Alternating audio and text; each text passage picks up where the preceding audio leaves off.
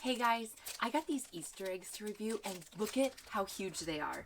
Also, look at how vibrant these colors are. Let's open it up so we can really look at them. So these eggs are 6 inches.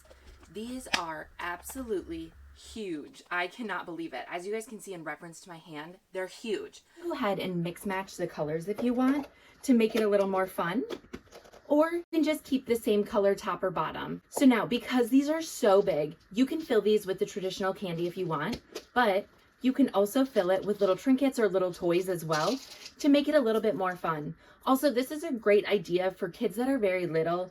They can go ahead and enjoy the Easter eggs as well with trinkets or toys in there. They're also very easy to spot. So if you're outside doing an Easter egg hunt, sometimes those little eggs are hard to find.